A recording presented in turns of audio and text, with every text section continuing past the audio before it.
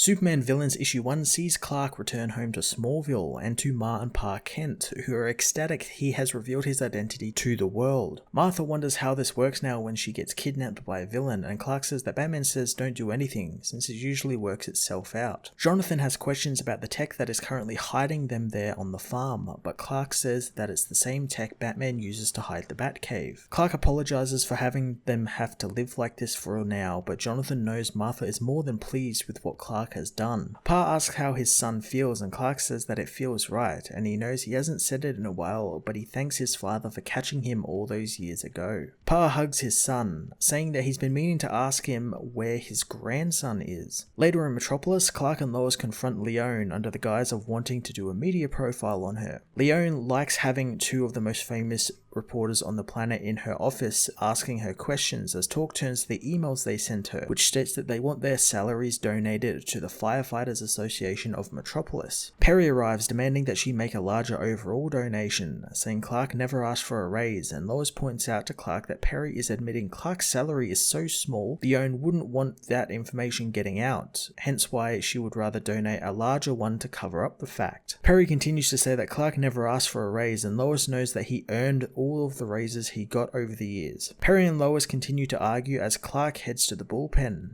asking for everyone's attention, but Trish Q interrupts his speech, telling everyone to raise their hands if they feel safe working with Superman. Everyone in the bullpen raises their hands, and soon they get back to work as the villain Firefly appears. Clark goes to deal with the villain, but upon seeing the Man of Steel in the building, Firefly hightails it out of there. Clark says that he will go after him and catch him, telling Lois to let Perry know that he and Perry need to talk. Lex Luthor meanwhile learns from his Otis system that he has 98 messages, all of which are from the Joker, who has filled his inbox with messages of laughing over the fact that Lex never once thought that Superman was Clark Kent. He rips up the Daily Planet on his desk as someone asks if he's okay, but Lex says that everything is just fine. The next day, Superman battles the Toyman in the streets of Metropolis, telling the villain to stop since there is a nursery nearby. Superman stops the villain's mech, ripping it open and confronting him, as Winslow says that Superman isn't better than him, beginning to call him an alien as Superman knows he isn't better than Winslow, saying the man has so much to offer the world. Later, Winslow's robot asks him why Superman being Clark Kent is getting to him so much. Winslow says that Superman condescended him all the time, but now knows he wasn't. He was just a guy trying, and he was actually trying to speak to Winslow. Looking at Superman's identity reveal, he knows that the smile he has is the same one he gives the Toyman, and Winslow knows that the hero wants him to do better and wants it for himself. He knows this isn't a game to Superman and this is his real life, and because of this, Toyman gives up his life of crime, understanding what Superman was trying to tell him all those years and how he was wrong about it all. While in prison, Winslow is visited by King from the new Checkmate, telling him of the new team and wondering if Winslow wants to utilize his genius to help him deal with Leviathan. King says that he will finish his sentence working for him and he will build new gadgets with its only purpose being that they are to scare Leviathan. He tells Winslow it's time to save the world, and after thanking Superman, the Toyman joins Checkmate. At the Daily Planet, Clark meets with Perry, Lois and Jimmy on the roof. Perry knows that if he was to publish the story that Lois and Clark have brought against Leone, the planet will be done for, but if they don't, the Daily Star will publish it, making the Daily Planet even more worthless. Perry reveals that Leone came in and upped their budgets on everything and was the first buyer on the planet not to stick their fingers in everything, so he took the deal straight away and he fell for it. Clark asks him how it feels like to get a raise, and Perry can't believe that Clark would want to do this right now. However, Clark says that he and Lois are giving him the story to write and publish himself. Perry questions why Lex just gave this to them, and if because of this, is this the reason Clark decided to reveal his identity? Lois says that Clark didn't know about this until after his reveal, and Perry knows the timing on this looks like that they are controlling the news. Clark says that for the first time in a while, both him and Luthor didn't know what the other was planning, and it's both frustrating and a little refreshing. Perry still can't believe Luthor would just hand this over to Lois, and Lois says that she can't come to him with anything Lex says or does, since he will never be a source of hers, and because of that, she went and got a second and third source to verify the story, and it confirmed Leone is indeed the invisible mafia of Metropolis, and when she found out for sure, only then did she tell Clark. Perry knows that all the people working at the planet will have their jobs put on the line, but Clark says that there isn't one person in the building who won't post this story, story, but Perry knows that everyone except for Steve Lombard might. After a moment, Perry knows that this is the end of the Daily Planet and it was all Lex Luthor's doing. As Steve Lombard can't seem to grasp the fact that Clark Kent and Superman are the same person, Mongol learns of Superman's identity reveal, not understanding the broadcast. His servant translates the feed, saying the Kryptonian was pretending to be a human, even laboring as one of them. Mongol is angered that the one person in the multiverse to ever beat him pretended to be an insect. He kills his servant in a fit of rage, knowing Superman could have been their god, so it makes no sense for him to have been one of them. Mongol monologues, saying that he comes from a long line of Mongols, all who killed their fathers to get to the throne of Warworld and filled the oceans with blood. He removes his chest signet, saying they all labored under its shadow and died,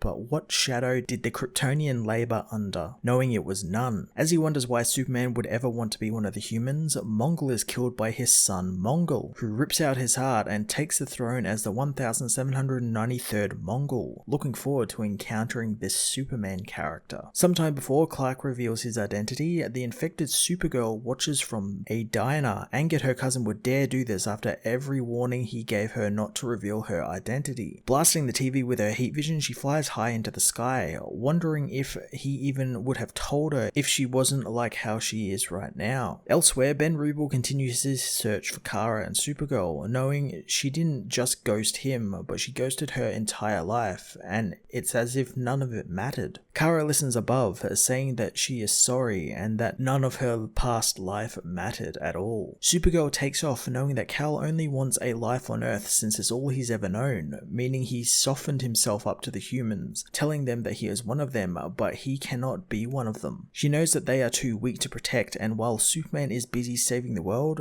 Supergirl heads to Smallville, where she plans on actually saving the whole world. On Bizarro World, Bizarro watches Superman reveal his identity as Clark Kent, wondering that if Superman is Clark Kent, then who is he? Later at the Daily Planet, Lois meets with Leone, who knows it's been one hell of a week and doesn't want to answer any more of Lois's questions. Lois says that she actually needs a quote for another story, but again, Leone says that she doesn't want to give one, telling her to leave. Lois doesn't, saying that she's always thought the dream was to buy a media empire to control the narrative. However, Lois still has publishing authority, and she has just published a story without a comment from Leone. Leone watches the news networks reporting on the Invisible Mafia and it tying to Leone, who has been singled out as the leader of the criminal organization. The Daily Star network, however, says that the ramifications of this for the Daily Planet will be huge, since first Superman's truth has come out and now this. Superman Villains Issue 1, much like the Heroes one-shot, was a really well done collection of stories that detail the reactions of almost all of the key players in Superman's life, as well as some other key characters. Calling it a Villains issue, however, wasn't really ironically truthful, since while it had maybe 2 proper villain pieces in it, the rest was just trying to tie up the Invisible Mafia storyline from the Heroes one-shot, as well as a bunch of funny one-page stories like the Bizarro and Steve Lombard reactions. That being said, all of the stories here were fantastic, and I did love the Ma and Pa Kent storyline,